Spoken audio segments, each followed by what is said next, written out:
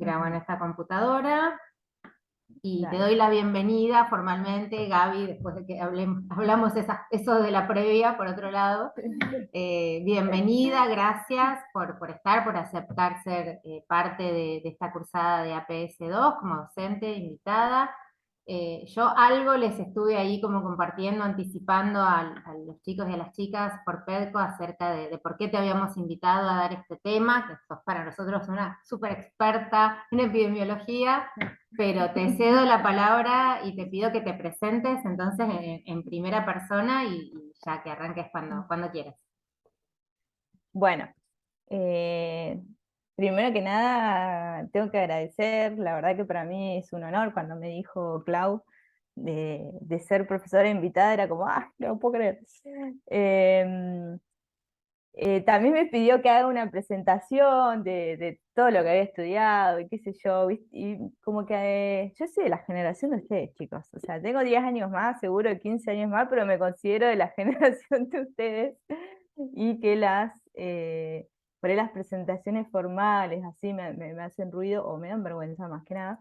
Pero bueno, les cuento resumidamente, no tanto sí, lo que les quiero contar es la trayectoria mía en salud. Eso sí es interesante, ¿no? Porque bueno, desde chica siempre, eh, bueno, como que siempre tuve algo adentro mío que sabía que quería trabajar en salud pública y lo tenía como bien metido en la cabeza, ¿no? Cuando me recibí de bioquímica, entré en la residencia de bioquímica clínica acá en el Hospital Castro Rendón y bueno, cobraba la mitad del sueldo, tenía amigos que estaban en el privado y nos encontramos una vez al año y me decían, ¿a dónde te fuiste de vacaciones? Y yo, uy, conocí San Juan, viste, como re contento y otra, yo estuve en Ecuador, qué sé yo, bueno.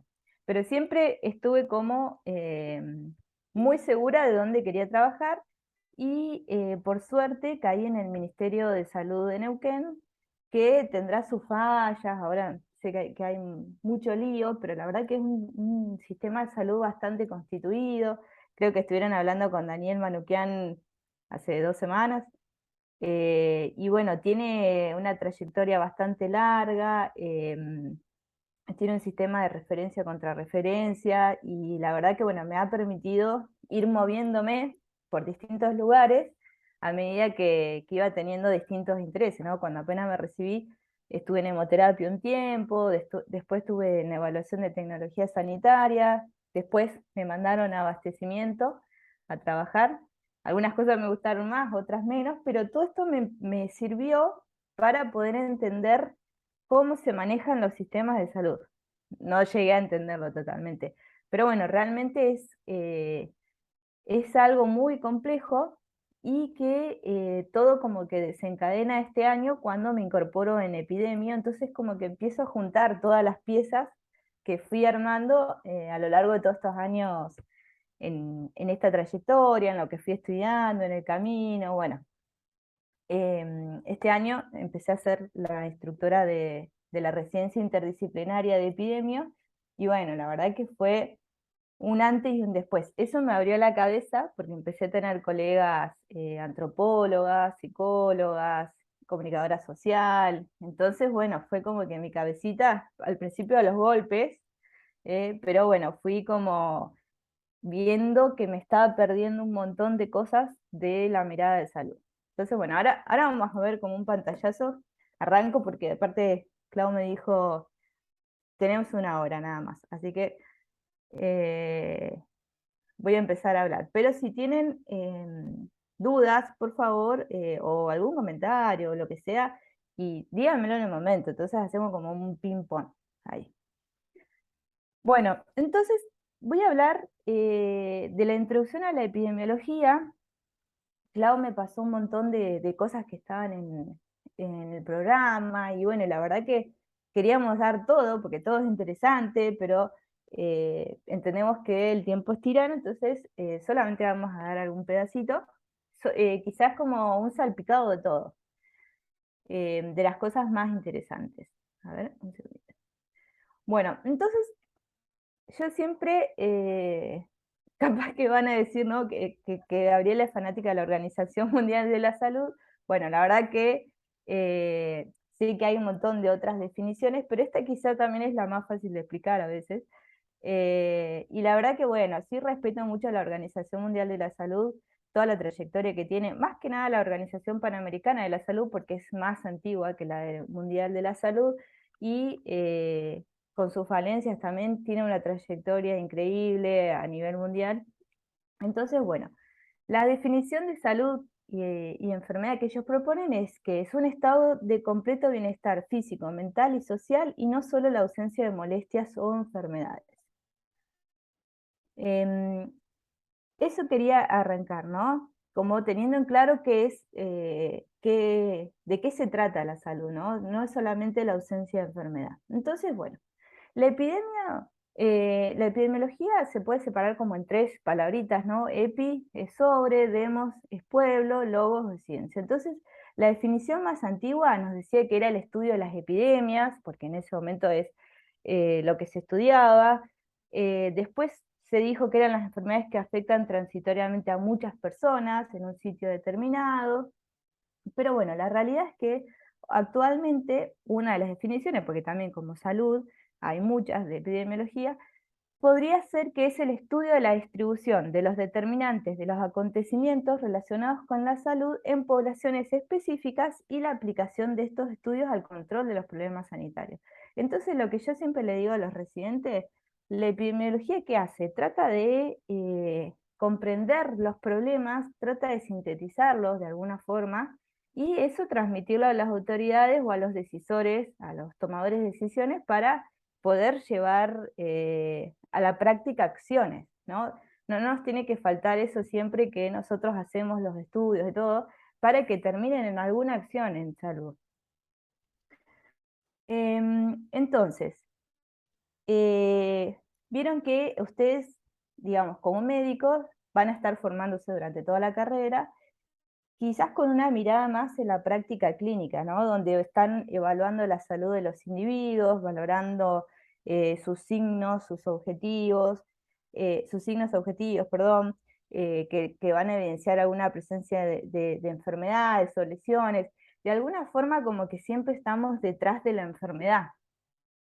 Entonces, la epidemiología también se agarra fuertemente de los determinantes sociales de la salud, porque lo que empieza a pensar es, evalúa la salud de una población.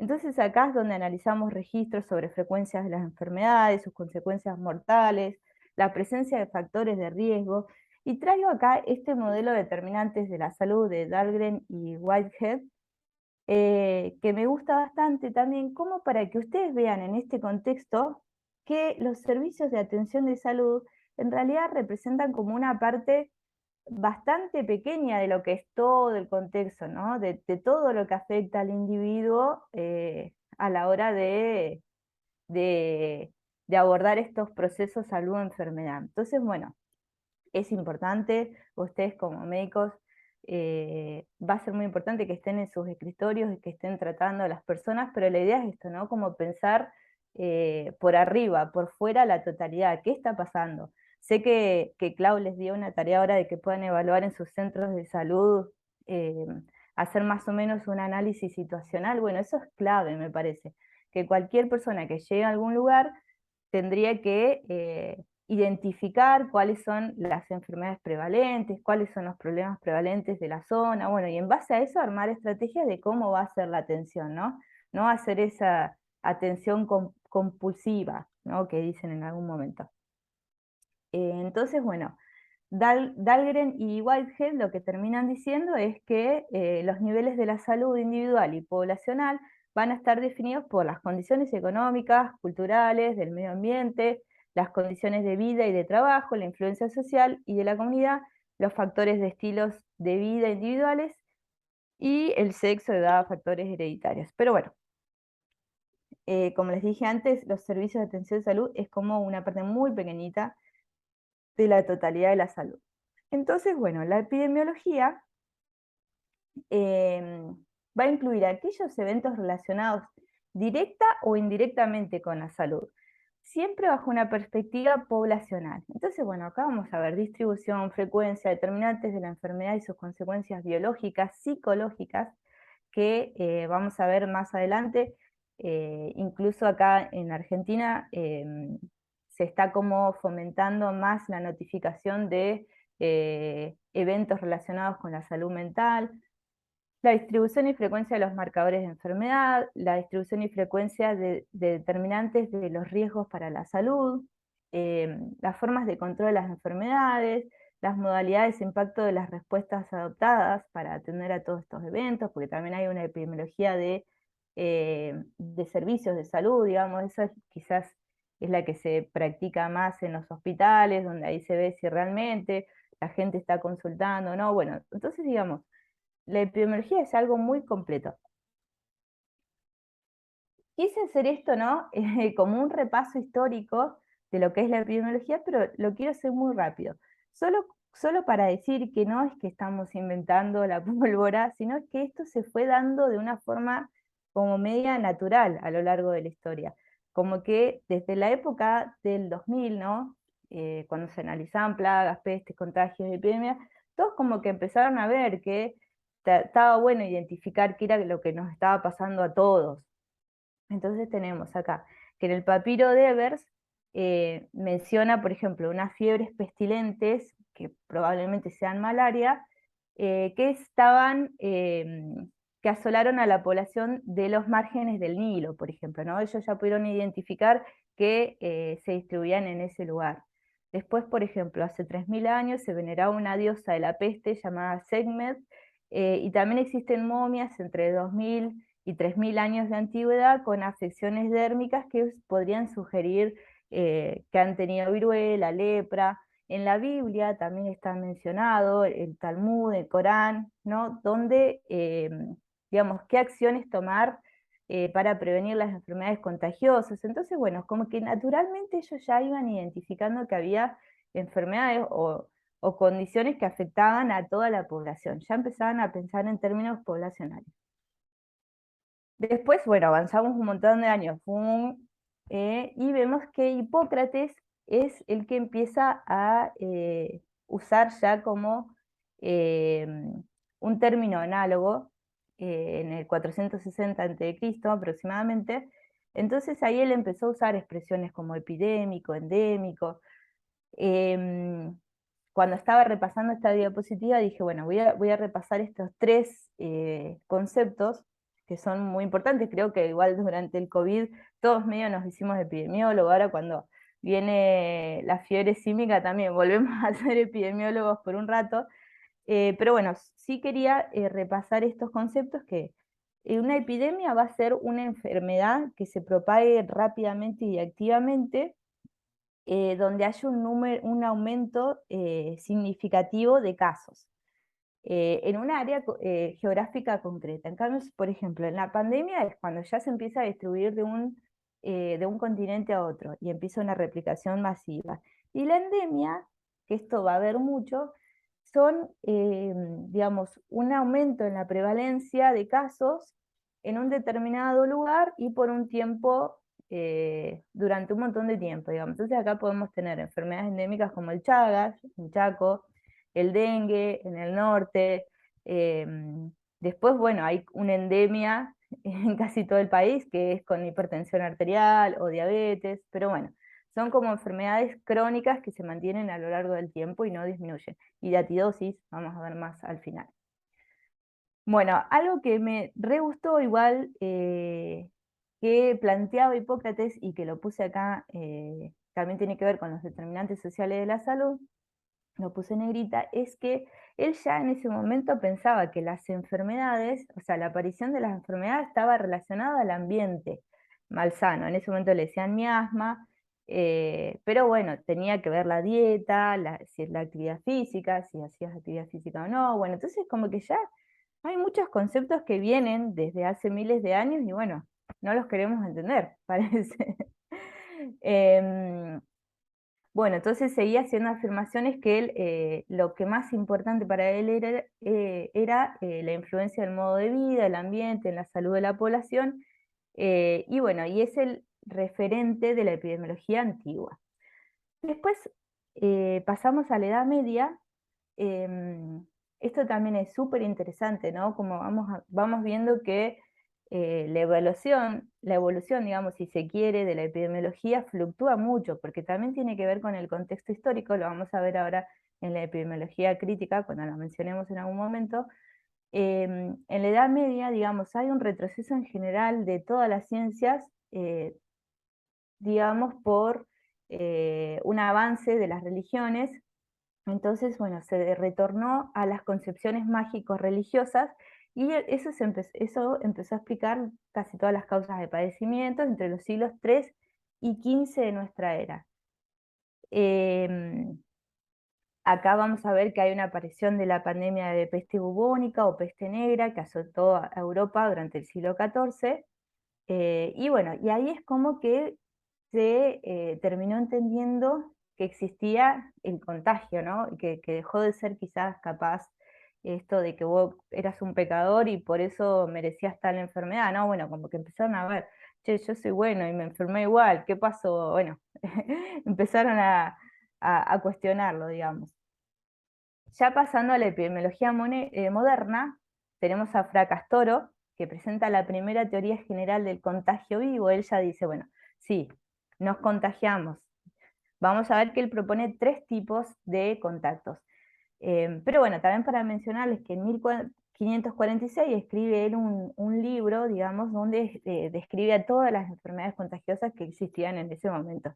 Ahora hay uno que está muy bueno también de la Organización Mundial de la Salud, donde se describe la mayoría de las enfermedades que existen en el mundo, me imagino que deben faltar, pero está muy interesante, se los puedo pasar para que lo tengan ahí también como un manual rápido de consulta. Bueno, entonces él dice, no, no, bueno, ya, basta de decir pavadas, realmente las enfermedades se contagian de alguna forma o no. Bueno, las que son contagiosas. Entonces hay 3 formas posibles, es lo que él considera, las que tienen contacto directo, como la rabia, la lepra, a través de fómites, es decir, cuando uno tocaba una cosa y otro la agarraba. Por ejemplo, en COVID eso se estudió mucho, y nunca se terminó de comprobar realmente si había contagio por fómite o era que quedaba en el aire el virus. Y bueno, y después sí algunas locuritas que seguían que eran la inspiración del aire o miasmas, pero que hoy en día se sabe que es la transmisión de estos virus en el aire. Bueno, entonces también había una parte que me había pasado Clau, como de abordar la epidemiología y la importancia de la estadística. Yo hice una maestría en estadística, pero quiero contarles que cuando estaba en la facu, la materia que más odié de toda mi carrera fue estadística. Todo el mundo la promocionó, menos yo, que fui a rendir final ahí, viste, obstinada. Pero bueno, realmente después en el camino me di cuenta que era muy importante saber la parte cuanti, como ahora me estoy dando cuenta también que es importante saber cómo abordar métodos cualitativos, que eso es mis próximos estudios. Pero bueno, sí contarles que hasta el siglo XVI la estadística generalmente se usaba con 2 propósitos. Uno era la carga de impuestos y el otro reclutar a miembros para el ejército. Entonces, bueno, hasta ese momento los censos que se hacían eran con esos fines. Pero, digamos, en algún punto comenzó la estadística de salud moderna con el análisis de los registros de nacimiento y mortalidad, y que en ese momento lo hacía la Iglesia Católica. Bueno, les quiero contar que hasta el día de hoy se siguen haciendo, o sea, las estadísticas con más peso y más fidedignas hasta el día de la fecha siguen siendo en base a los análisis de los registros de nacimiento y de mortalidad. Porque bueno, son los registros que sí o sí tenemos todos, cuando nacemos y cuando morimos. Después en el medio vamos a ver que hay muchos subregistros, falta todavía aporte de todos los profesionales de la salud, pero es algo que sigue siendo igual hasta la fecha. Y bueno, y tenemos que Thomas Sydenham, ahora vamos a ver que comienza toda una época de un montón de gente que empieza a desarrollar eh, el pensamiento estadístico, cómo lo empiezan a aplicar en salud, que eso está muy bueno. Entonces, Thomas Sydenham, entre 1650 y 1676, empezó a realizar trabajos para reconocer patologías como entidades distintas. Entonces, bueno, él empezó a ver que algunas enfermedades se agrupaban juntas, entonces empezó a pensar en sistemas de clasificación de enfermedades. Después tenemos a John Graham, que él con información mínima empezó a darse cuenta que nacían más hombres que mujeres, que el 36% de los nacidos vivos morían antes de cumplir los 6 años, entonces él fue como delineando lo que hoy en día se llama tablas de vida. Después tenemos ay, me parece que alguien está a la espera, ¿o no? Bueno, sigo. Después tenemos a William Petty, que él empezó a detectar... ¡Ay! Se unió un pequeñito. Bueno, tenemos a William Sí, Petty, que él... recuerden, perdón Gaby, Sí, les pido como que se acuerden de silenciar los micrófonos cuando se van sumando. sí, no hay problema, igual. Me sirvió para respirar un poco. Bueno, entonces, sí, volviendo, hacemos un raconto de lo que veníamos diciendo. La estadística, ¿cómo se empieza a meter en la epidemiología? Se empieza, hasta el momento era como que lo usaban para recaudar impuestos, para juntar gente para el ejército, y unos empiezan a decir, no, che, mira, con 2 cositas que vos sumabas, empezabas a hacer inferencia. Eso estuvo bueno. Después creo que nos pasamos para el otro lado, de que con que ya con un estudio de 15 personas decimos cuestiones poblacionales que está mal. Pero bueno, volvamos a esa época.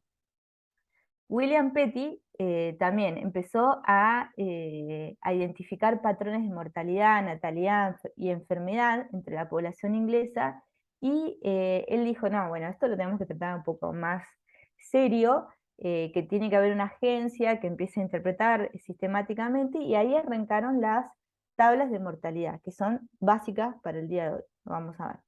Después, en 1765, esto me dio risa, lo dejé lo del astrónomo, porque en esa época eran como medio todólogos. Después estaba viendo otro que era a la vez médico, antropólogo, todo, ¿viste? Y yo, ¿cómo llegás a estudiar tantas carreras? Bueno, se ve que en esa época se podía. Pero bueno, el astrónomo empezó a relacionar variables entre sí.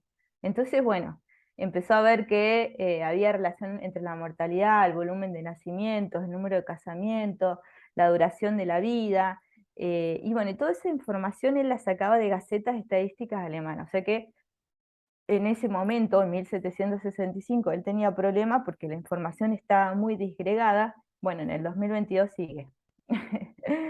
Eso les quiero decir. Bueno, acá comenzaron a ver un montón de la contribución, digamos, de la observación numérica. El belga Adolf Quetelet, este, bueno, es uno de los más grosos porque empezó a hablar de los términos, viste, la media, la normalidad biológica. Bueno, eso fue un antes y un después en términos estadísticos, digamos.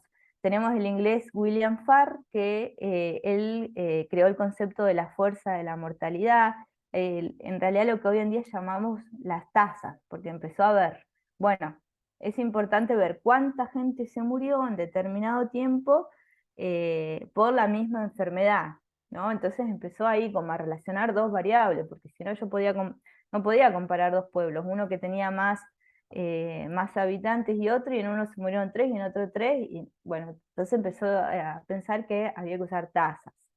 Y bueno, así otros más, ¿no? Fueron dándose cuenta que eh, había que usar la estadística para la epidemiología. Y acá vienen otros conceptitos, 2 o 3 en realidad que quiero decir, es que Brian McMahon en 1970, él empezó a pensar, digamos, bueno, hasta ese momento capaz que contábamos números o contábamos palitos, pero lo importante acá es que uno empieza a buscar el por qué. En realidad, viste que los humanos somos así, ¿no? Nos preguntan, ¿estás triste? ¿Y por qué? No, bueno, no sé, justo acá con la psicóloga, no sé si fue el mejor ejemplo. Pero bueno, es como que siempre queremos tener una explicación a las cosas. Entonces, bueno, empezó a ver esto en la red causal. Después hay otros investigadores también muy importantes que empezaron a hablar de esto, de la causalidad de las enfermedades. Y el modelo de la caja negra para mí es muy importante porque nos pasa en un montón de enfermedades. Digamos, esta metáfora de decir de la caja negra se trata de aquellas enfermedades o aquellas dolencias en las cuales nosotros no conocemos todos los factores que intervienen en esa enfermedad. Un ejemplo clásico de esto es el tabaquismo. Esto, digamos, la relación entre fumar y el cáncer de pulmón, esto se descubrió hace un montón de años, es decir, 50 años atrás. Pero en ese momento no había avances para estudiar las moléculas o ver algo más a nivel eh, microscopial, con microscopios electrónicos, por ejemplo. Pero bueno, ya estaba establecido eso, nos dábamos cuenta, no sabíamos por qué. Entonces, bueno, esto es un caso del modelo de la caja negra. Después, después con el tiempo, digamos, se fue investigando más y se vio que afectaba a ciertas respuestas inmunológicas, etcétera. Bueno, hoy en día se sabe que fumar te aumenta las chances de tener cáncer de pulmón. Y bueno, y ahora pasamos a, digamos, la epidemiología crítica, ¿no? Cuando veníamos de atrás del modelo histórico social. Entonces, esto lo voy a nombrar muy rápido porque yo sé que el martes lo van a ver otra vez con Clau, y además ella es más capa en este tema. Pero bueno, la epidemiología crítica, que para mí es bárbaro, viene como a contraponerse a la epidemiología convencional más tradicional, anglosajona y del hemisferio norte. Entonces, la epidemiología crítica se concibe como uno de los ejes del movimiento de la medicina social, en conjunto con la planificación, con las ciencias sociales en salud, y está muy de la mano de la salud colectiva como un movimiento alternativo de la salud pública. Entonces, bueno, así como algunas cosas muy, cómo están contrapuestas una con otra, las voy a decir muy por arriba también porque va a ampliar Clau en esto. La epidemiología crítica está inmersa en el paradigma histórico-social, o sea, trata de analizar lo que sucede en ese momento en todas las dimensiones de la salud, ¿no? En cambio, la epidemiología convencional en el positivista, va a querer hablar más de el origen bacteriano, eh, virológico, etcétera, pero bueno, no te está hablando en algún momento de que no tiene acceso a agua potable, por ejemplo. La epidemiología crítica tiene como objeto el estudio del proceso de salud de enfermedad en los colectivos, y la epidemiología convencional en como el objeto la ocurrencia, la distribución, factores asociados a las enfermedades de la población. Otra cosa, bueno, es lo que venía diciendo, ¿no? Que la epidemiología crítica pretende ser esta epidemiología de la desigualdad. Quiere poner de manifiesto todos estos otros determinantes sociales de la salud que vimos en ese arco iris, y digamos, tratando de explicar que enfermar o morir lo constituyen las condiciones socioeconómicas de los grupos poblacionales. En cambio, la epidemiología convencional, los determinantes socioeconómicos son un factor o riesgo más como lo biológico, digamos, con el mismo peso, la misma relevancia, sin pensar que una cosa genera la otra, quizás. La epidemiología convencional es cuantitativa, es muy estricta en eso, en cambio la epidemiología crítica va a triangular lo quali y lo quanti, y que para mí es la clave del éxito. Y por más que lo vengo como pensando hace un par de años, digamos que este año fue como el año que tuve una revelación, y dije, bueno, no puedo seguir más defendiendo quizás a rajatabla como lo hacía hasta el año pasado los ensayos controlados aleatorizados, por ejemplo, ¿no? Que donde se propone un tratamiento para una rama y para otra, y en base a eso, a los resultados de eso se toman decisiones de cobertura o no cobertura, bueno. Entonces este año yo dije, algo está fallando acá. Bueno, entonces vamos a seguir.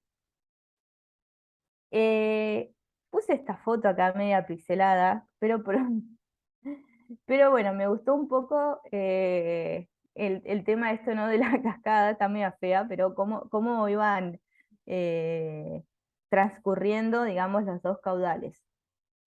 Entonces, bueno, acá vamos a tener en un inicio la población sana y la incidencia digamos que es el número de enfermos nuevos en un periodo de tiempo determinado, bueno, y en un lugar. Entonces, estas personas sanas primero van a enfermarse, se van a empezar a acumular durante un tiempo. Si la enfermedad es mortal o no hay tratamiento, o lo que sea, se van a terminar enfermando, van a aumentar los enfermos, digamos, y van a terminar muriendo. Ese podría ser el desenlace final. En cambio, si es una enfermedad crónica como hipertensión, como diabetes, esta incidencia se termina transformando en prevalencia, que es el número de enfermos existentes en un determinado momento. Entonces vamos a tener, por ejemplo, la incidencia anual. Yo aumento tantos casos de diabetes, pero los voy a sumar a los que aumentaron el año pasado, entonces esos se van sumando un año tras otro. Y bueno, y acá hay una opción de que si esa enfermedad se puede curar, como por ejemplo Chagas, en algunos casos, entonces puede volver al estadio inicial, que es ser población sana. Entonces esto es más o menos cómo se relacionan entre ellos. Y acá también quiero mencionar que las tasas son las mejores amigas en epidemiología, porque en realidad no podemos hablar mucho de números absolutos, sino siempre que tenemos que tratar de relacionarlo o de contextualizar ese número. Entonces, las tasas me van a hablar del riesgo o la probabilidad de que en un periodo de tiempo, eso también es muy importante decirlo, un individuo enferme o no, ahora vamos a ver distintos tipos de tasas. Perdón, Eh, Gaby, sí, ¿podemos volver un segundo a la foto anterior que me encanta? Aparte me pareció como súper divertido como manera de entender la dale. diferencia entre incidencia y prevalencia, que siempre encima como son palabras medio Ujú. parecidas, como que generan tanta confusión. Y me gustó, me pareció como súper interesante. Ahora, de este lado, viste que la flechita de incidencia va para el lado de enfermos, Ujú. en la prevalencia también son enfermos. Sí, sí, sí, sí. Digamos que Bien, acá todo este pilotón es de enfermos, nada más que bien. bueno. Claro, y del lado de la prevalencia, la única posibilidad no es la recuperación, sino que también podríamos agregar una flechita de prevalencia para el lado mortalidad. Sí, sí, sí, Y sí, de totalmente. incidencia también, algunas enfermedades, digamos, que tienen una fuerte incidencia, no es que necesariamente son esas enfermedades que te enfermas y después te morís, Tal sino, cual, podría llegar a recuperarte. claro, le podemos agregar un par de Sí, flechas, digamos, a este está dibujito que me bueno. encantan.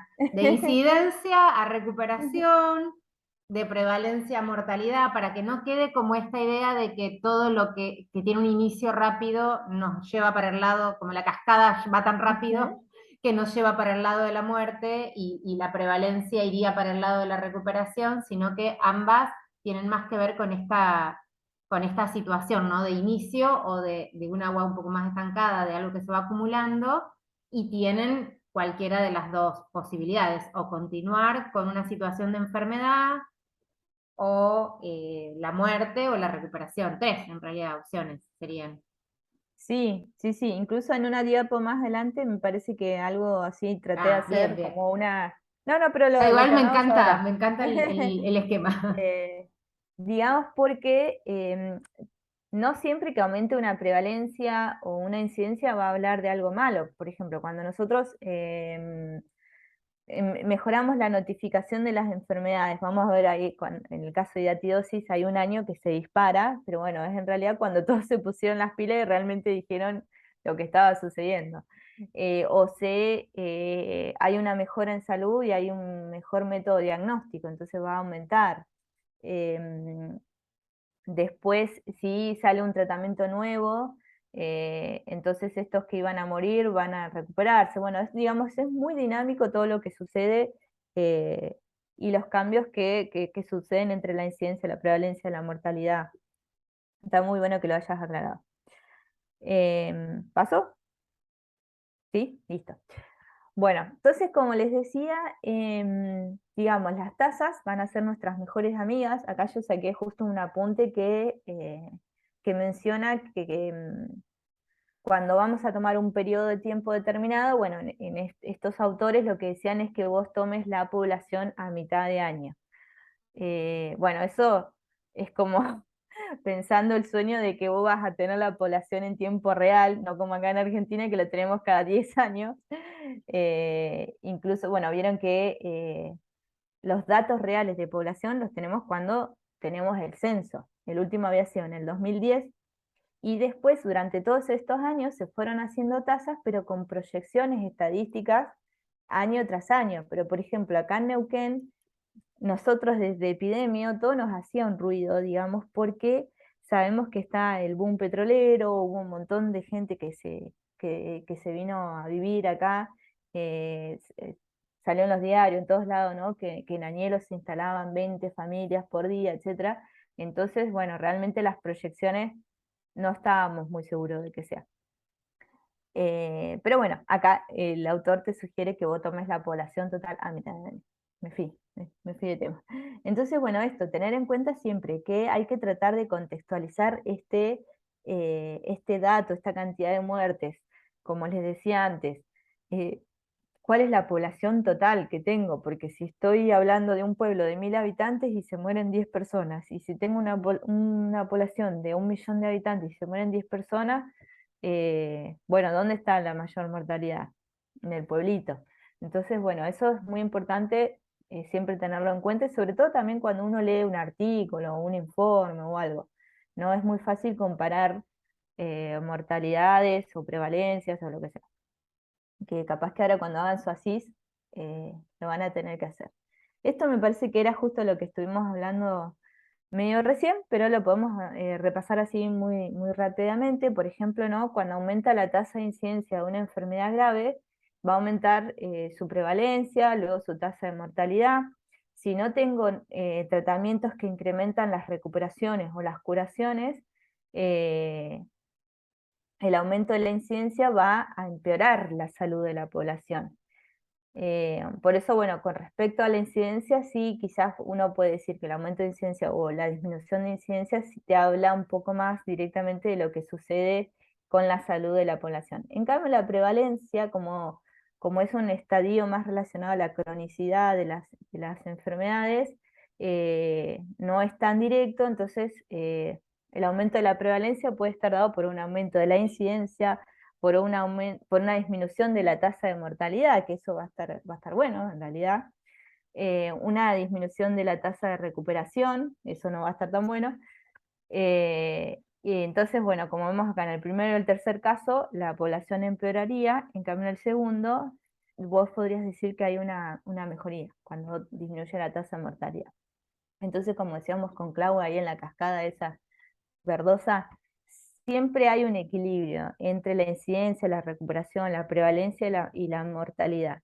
Y esto es dinámico, entonces va a ir cambiando año tras año y por eso es tan importante la vigilancia epidemiológica. Bueno, después con respecto a los tipos de indicadores y fuentes de datos, vamos a como abordar dos cosas, la morbilidad y la mortalidad. Entonces, la morbilidad la vamos a utilizar para evaluar la salud de la población. Acá vamos a necesitar datos de incidencia, de prevalencia de distintas enfermedades, eh, pero bueno, sí saber que hay un gran subregistro a diferencia de mortalidad, porque en mortalidad sabemos cuánta gente se muere. Quizás hay alguna duda con respecto a por qué se murió, pero no hay muchas dudas de cuánta gente se muere. Eso sí que no, por el certificado de función, lo que hablábamos ahí. En cambio, para otras enfermedades no transmisibles, como por ejemplo la hipertensión arterial o diabetes, no hay, no hay mucho registro. Sí, les puse acá la encuesta nacional de factores de riesgo, que eso, la última encuesta que hicieron fue en el 2019, pero tienen que saber que esto no es a nivel poblacional, digamos, no es un censo. Lo que hicieron sí desde Nación fue armar un muestreo bastante amplio de todo el país, bastante grande, pero no se encuestaron a todas las personas de Argentina. Sobre todo porque había algunos parámetros en los cuales te pedían orina, por ejemplo, te sacaban sangre, entonces, bueno, no se le podía hacer a toda Argentina. Por ahora, digamos que ese vendría a ser nuestro mejor dato con respecto a estas enfermedades no transmisibles. Y bueno, y después si no, vamos a tener fuente de investigaciones privadas o muestreos más pequeños. Por ejemplo, les cuento que yo estuve haciendo un análisis hace como 2 años de bombas de insulina y no podíamos saber cuál era la prevalencia de diabetes de ningún lado. Bueno, lo tuvimos que medio estimar de lo que era Latinoamérica, bueno, nunca lo supimos acá.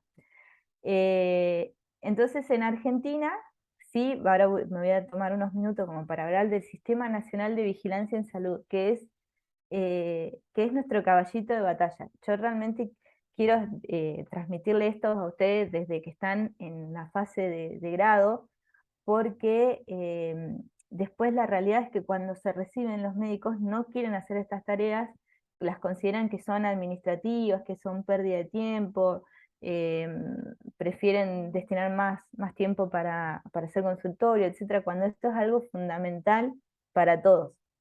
Entonces, es un sistema donde ustedes van a ir notificando un montón de enfermedades, vamos a ver más adelante, 151, que son enfermedades de notificación obligatoria, digamos. Hasta el día de hoy hay una ley y todo detrás, incluso una penalidad, si uno no lo haría, pero bueno, la realidad es que no pueden eh, enjuiciar a toda Argentina, porque si no, no sé, nos quedaríamos sin médico. Eh, pero ahora voy a explicar un poquito más sobre esto y que le tenemos que dar mucha bolilla, digamos. Después hay otros registros de cáncer, por ejemplo, Neuquén tiene un registro provincial de cáncer, que hay muy pocas provincias que lo tienen. Hay un registro provincial de cáncer que lo maneja Roche, no, perdón, la Roche-Posay en Argentina, lo cual, bueno, es un poco decepcionante porque lo maneja un ente privado y en realidad lo tendría que manejar un sistema del sistema público, digamos. Sé hoy en día que se comparten datos con el Instituto Nacional del Cáncer, pero tenemos que aprovechar estos recursos que tenemos, ¿no? Como el Sistema Nacional de Vigilancia, como el Registro Provincial de Cáncer, hay registros hospitalarios. Después, bueno, tenemos todos los estudios individuales que se hacen en las distintas provincias, en los distintos lugares. Hay otras fuentes de datos que también pueden llegar a averiguar la seguridad social, por ejemplo, en Río Negro, IPROS, y en Neuquén, en Instituto, quizás si entran a la página también puedan encontrar datos.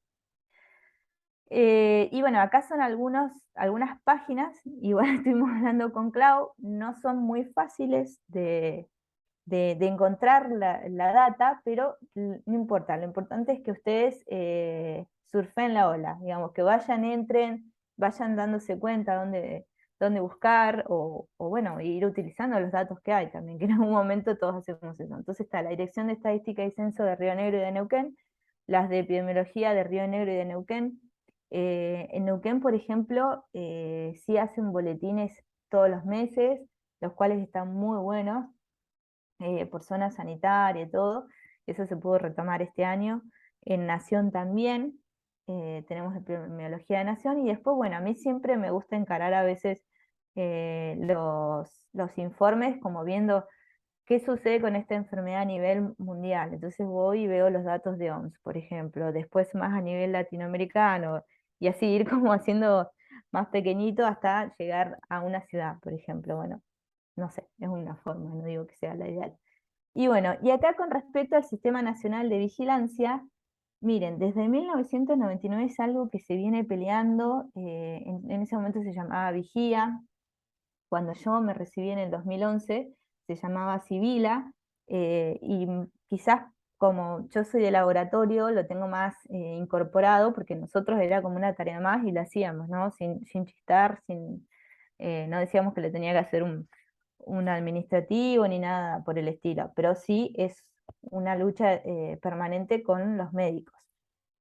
Y bueno, acá después van a tener ustedes la presentación, pero en el 2016 se crea el Sistema Nacional de Vigilancia en Salud, la versión 2, que tuvo una evolución increíble con respecto al COVID, porque se tuvo que operativizar más, empezar a interconectar con los sistemas provinciales. Bueno, pero digamos que este sistema tiene un trasfondo de una ley de 1960, que es la 15.465, de un régimen legal de las enfermedades de notificación obligatoria. Y bueno, quizá esto acá queda como muy militar en algún punto, ¿no? Como decir esto lo tienen que hacer sí o sí, pero tiene un trasfondo que es esto, tratar de juntar información que pueda reflejar realmente lo que sucede en Argentina, en las distintas provincias, para poder tomar decisiones más acertadas, la realidad. Eh, por ejemplo, desde epidemia nosotros, en base a la cantidad de enfermedades respiratorias, vamos a pedir determinados tratamientos, determinados antibióticos que se compran a nivel global en Argentina. Entonces es muy importante el dato que estemos diciendo desde acá. Si, no es lo mismo que hubieron 15 neumonías a que hubo 1.500. Entonces, bueno, es una responsabilidad de todos. Van a ver, después chusmeen la ley. Hay dos artículos, esto está también muy desactualizado, va a cambiar este año, pero bueno, hasta acá, hasta este momento, el médico estaba obligado a notificar, el médico veterinario, el laboratorista y el anatomopatólogo. Y tienen que notificar no solo la enfermedad que ya está confirmada, sino la sospecha, porque, por ejemplo, ¿no? Ahora que está como muy de moda la viruela símica, cuando hay un caso así, o con respecto a sarampión, vieron que está como reflotando, lo cual da mucho miedo porque está relacionado a la baja vacunación. Cuando entra un caso, eso nos manda un mail directamente a todos los que trabajamos en epidemiología, entonces hay actividades inmediatas. Se aísla a la persona, se aísla toda la cuadra esa entera. Bueno, entonces por eso es tan importante que ustedes lo tengan en cuenta ante la sospecha de una enfermedad. Y bueno, y la realidad es que estaba para el médico, para el veterinario, para el laboratorista, pero durante el COVID se vio que en realidad el que pueda hacer un curso y el que esté, o sea, sea responsable en su tarea, o sea, digamos, cuando pueda demostrar que realmente es responsable para hacer la tarea, se le puede dar un usuario, porque la idea es esto, aumentar la cantidad de notificaciones. Entonces, bueno, en el 2022, justamente en este año, cambió, eh, se actualizó, vieron que estaba en el 2016 antes, bueno, hubo una actualización este año, hay un manual todo muy bonito donde explica. Como les dije, el foco de la vigilancia en salud pública viene, o sea, es muy importante para el control y la gestión de los riesgos para la salud y las emergencias, y esto viene de un programa que salió a mediados del siglo XX, fomentado por OPS y OMS, que son las funciones esenciales de salud pública, las FESP, las deben haber escuchado por ahí. Entonces, bueno, en 1950, qué sé yo, decirles, 70 años atrás, ya se estaba pensando en esto, en que había que fortalecer las capacidades de respuesta del sistema de salud y la toma de decisiones por medios de la CIS, ¿no? Que esto que van a hacer estos análisis situacionales en salud, para poder tener un abordaje mejor. Entonces, bueno, acá rápidamente, no quiero que lean todo esto, pero sí que sepan que cada una de las enfermedades de notificación obligatoria tienen un porqué, tiene una evidencia que respalda que deban ser notificadas.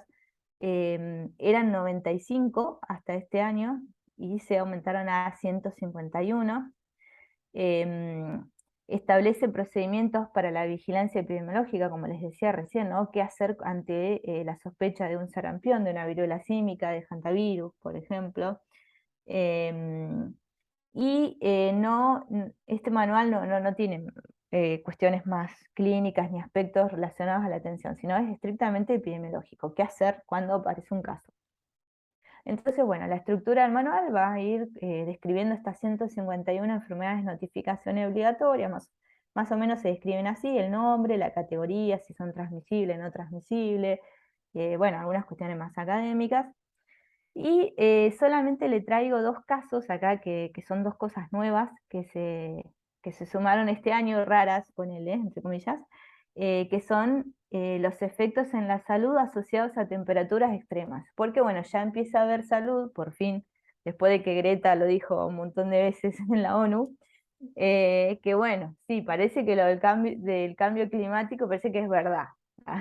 Entonces, se van a empezar a registrar, o bueno, es la idea que se empiecen a registrar estos efectos que tienen estas temperaturas extremas, tanto calor extremo como frío extremo, se deberían empezar a notificar, pero en forma agrupada, ¿no? Eso van a ver que hay diferencias. Algunas cosas son de forma individual y otras de forma agrupada. Y otra cosa que veníamos hablando con Clau antes de empezar la clase, antes había otro registro de salud mental que se llamaba el RESAME. Bueno, esto fue un logro también, me parece, del Sistema Nacional de Vigilancia, porque antes como que cada programa tenía su registro, los de salud mental su registro, los de HIV su registro, los de screening neonatal. Entonces, bueno, no, dijeron basta, vamos a unir todo en un lugar, y tiene lógica. Entonces este año sumaron el intento de suicidio al Sistema Nacional de Vigilancia en Salud.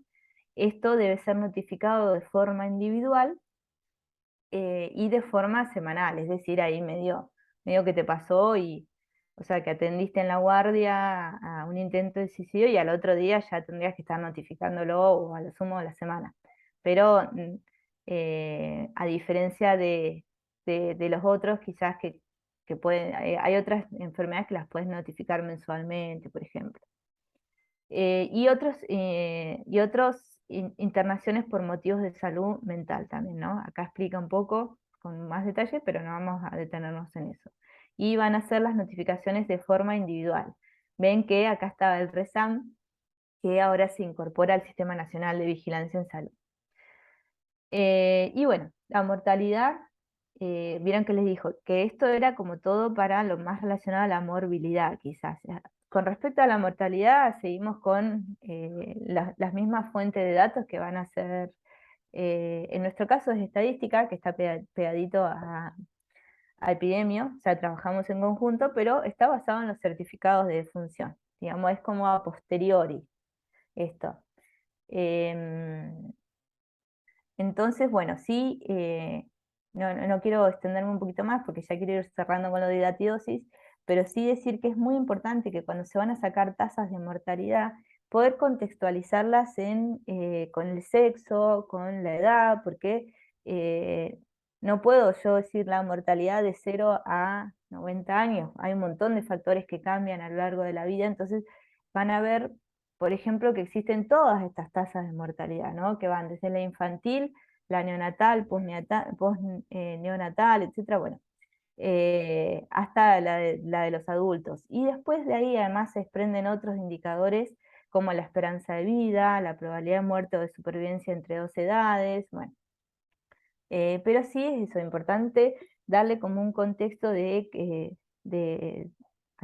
digamos, como pensarlo como tasa, como por género, por edad, como hacerlo un poquito más específico, porque si no realmente es un dato que no ayuda. Bueno, vamos ya terminando acá. Otro de los programas, o sea, otra de los ítems que había que hablar era el programa de datidosis.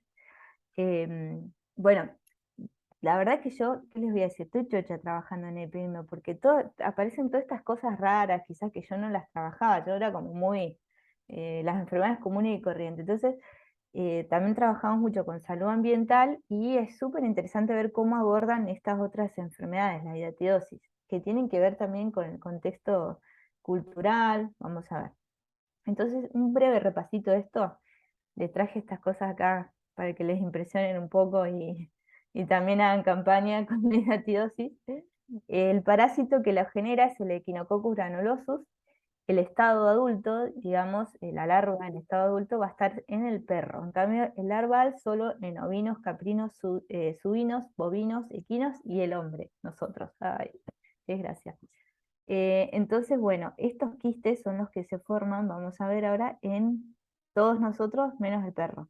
En el perro tiene esto que lo libera por la materia fecal, en cambio en el resto se nos hacen estos quistes. Entonces, bueno, vemos que el perro, el ciclo muy resumido, muy, lo voy a decir, pero porque tiene que ver después con algo que vamos a ver. El perro se infecta al comer achuras con quistes. El perro tiene el gusano en el intestino, y como les dije recién, lo va a eliminar por la materia fecal a los huevos. Esto va a quedar en el pastito. Vieron que Yo cada vez que leo algo de hidatidosis voy a la plaza y estoy como, no quiero tocar nada". Pero bueno, esto contamina en el pasto, las verduras, agua o las manos del hombre. El hombre se lleva la mano a la boca, etcétera, o come la verdura y no la limpió bien, y ahí, bueno, se contagia. El ganado también se infecta comiendo pasto o bebiendo agua con huevos. Y bueno, y lo que nos sucede a todos nosotros, menos el perro, es que se desarrollan estos quistes, sobre todo en hígado, pulmón y hueso. Pero también hay casos raros como que se generan en el cerebro, etc. ¿Qué pasa con esto? Que es una enfermedad que no es eh, o sea, es frecuente, pero no es muy pensada. Entonces, que cuando la gente acude, cuando realmente ya no le empieza a andar el hígado o tiene una afección pulmonar, y cuando le hacen la ecografía ven que hay un manso quiste gigante ahí, y no se pensó previamente en ningún momento. Bueno, pasa esto con la hidatidosis.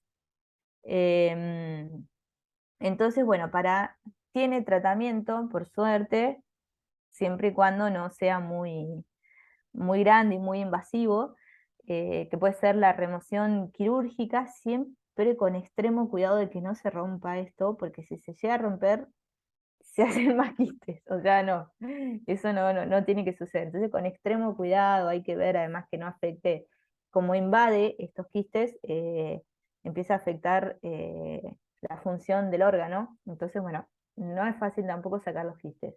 Después está el medicamento albendazol, que también son tratamientos largos, que hay que monitorear mucho la adherencia. Entonces es importante esto, el acompañamiento a la persona, que generalmente vive en parajes, en sitios rurales, entonces hay que estar muy pendiente.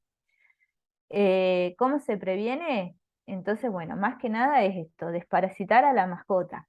Que sepan lo que hay que desparasitarla, no sé si 1 o 2 veces al año. Creo que yo las mascotas que tuve las desparasité 1 vez en la vida. Bueno, no, hay que hacerlo más seguido, porque realmente no les hace nada el praziquantel, que es el desparasitante. Va a matar a los Echinococcus existentes, en el momento, si come vísceras con quistes, etc. Pero bueno, lo ideal es que no coma vísceras crudas, o si no, hervirlas, o si no, enterrarlas o quemarlas, pero que no las coma crudas. Entonces acá, esto es algo muy complicado, digamos, a nivel contexto patagónico, digamos, porque cuando salen desde Epidemio a hacer las visitas a los parajes, a los rurales, es muy difícil decirle a una persona que toda la vida que tuvo determinados hábitos, ¿no? Que hacía la carneada, por ejemplo, acá como está el señor, lo hacen en su patio, generalmente en un contexto de fiesta, etcétera. Entonces, ¿qué es lo que van y hacen los agentes sanitarios? Van y dicen: no, señor, usted no puede hacer más esto, tiene que ir a un galpón específico en tal lugar que esté autorizado y solamente hágalo ahí. Entonces, bueno, eh, hay que ver cómo es el abordaje, y creo que es lo más difícil en este caso en la hidatidosis.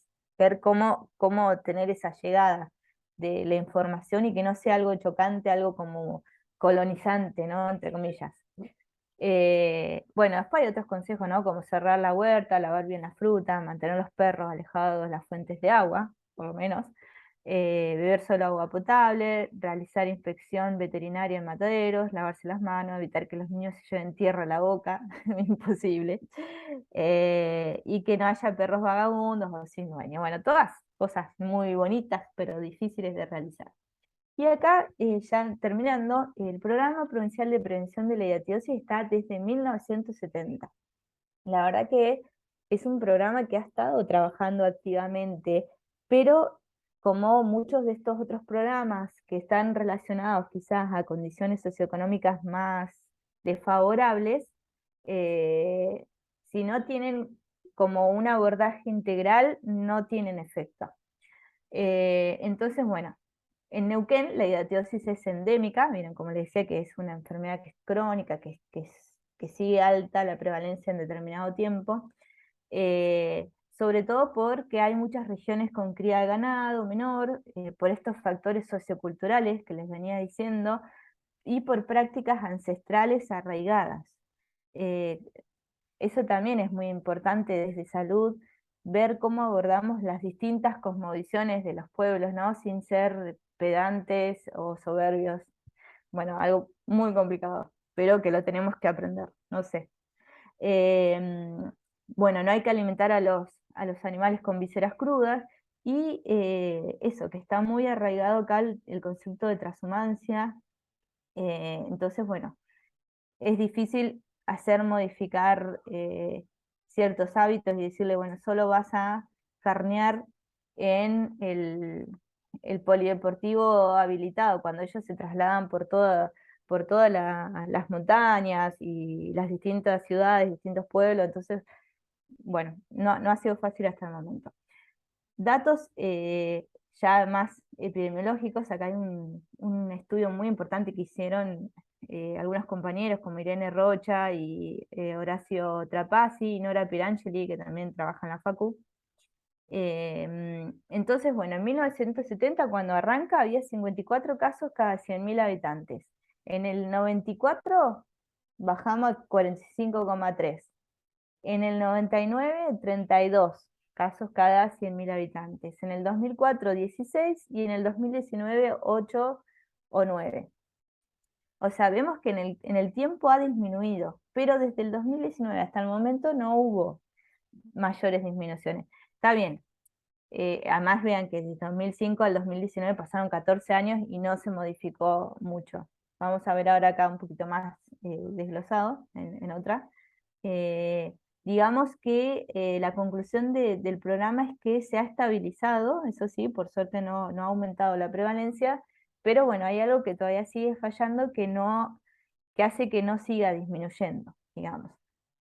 Entonces, bueno, el programa de prevención de hidatidosis va a contribuir a la disminución de la prevalencia de la hidatidosis. Eso es lo ideal, lo que queremos todos.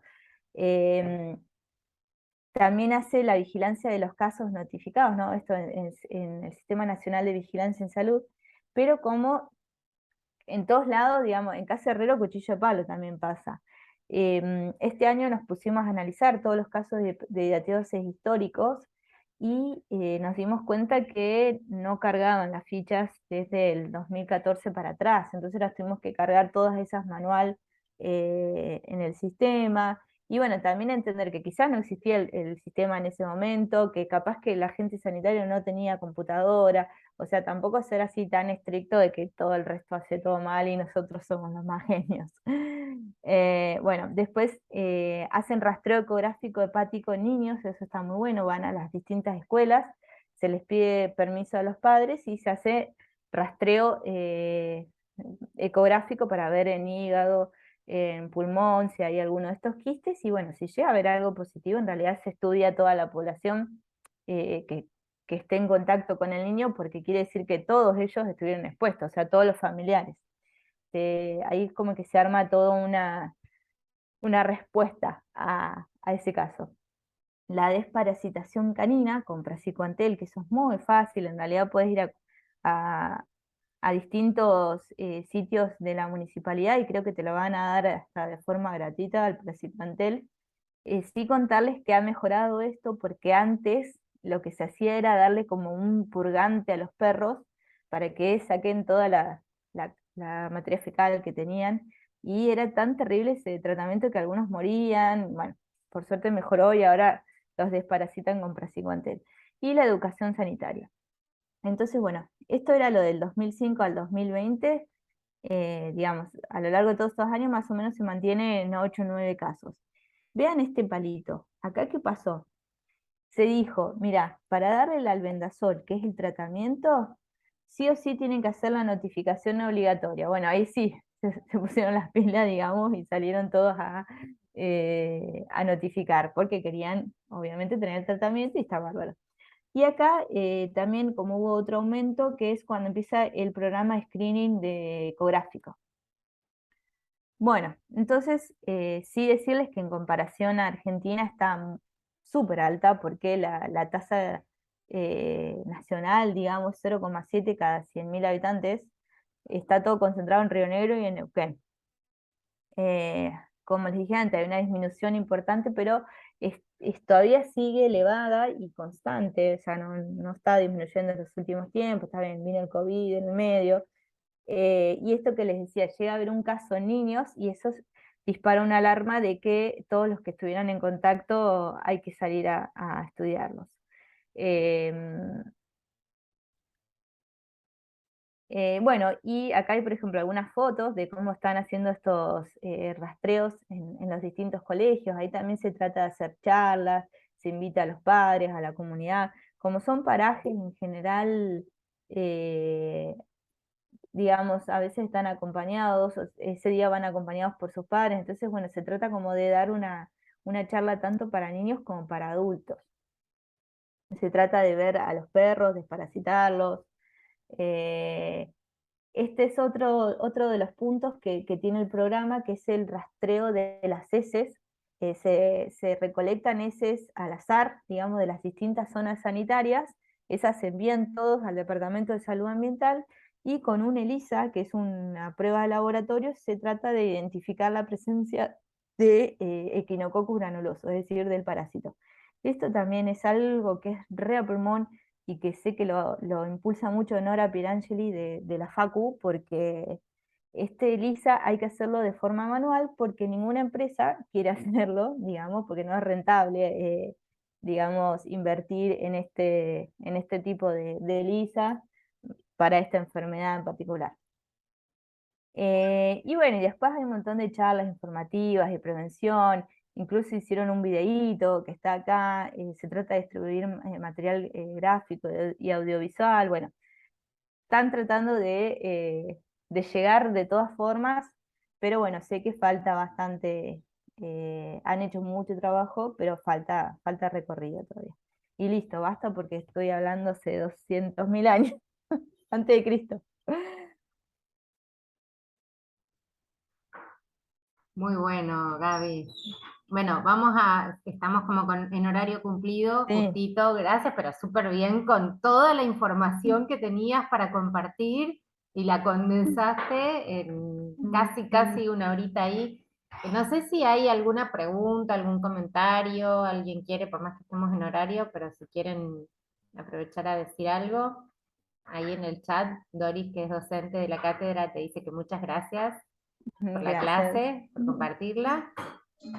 No, profe, solo agradecerle porque me parece estuvo re clara y el ejemplo estuvo muy bueno también de la hidatidosis, todo eso, así que agradecerle. Bueno, gracias, Rosy. Gracias, Rosy, acá Y en el espero chat que también. cuando terminen la carrera, algunos se postule para la residencia de epidemia, o aunque sea a futuro, no sé, pero bueno, es muy linda, realmente eh, a mí me gusta todo lo que hacemos todos los días. Claro, Y bueno, hay que ir Sí, muy bueno. incentivando para las residencias cuando vayan terminando. Gaby, sí, agradecida total, me encantó, te agradezco un montón. Y bueno, seguramente te vamos a estar molestando para alguna consulta, para que sí, nos sí, ayudes sí. un poco más. Así que bueno, muchas gracias. Bueno, Y hasta un beso a pronto. todos y gracias. Hasta luego. Chao, chao. Gracias a todos y a todas por estar, Chau, por chau. acompañarnos. Hasta pronto.